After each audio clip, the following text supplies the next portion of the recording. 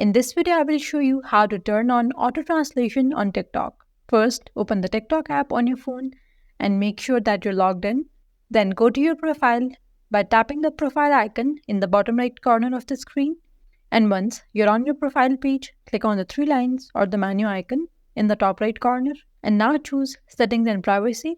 In the Settings menu, scroll down until you find this option labeled as Language.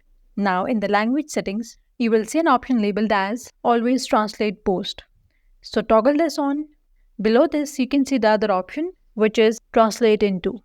Click on Translate Into, and here you have to choose a language in which you would like TikTok to automatically translate content. So scroll through the list of languages and select the one you want.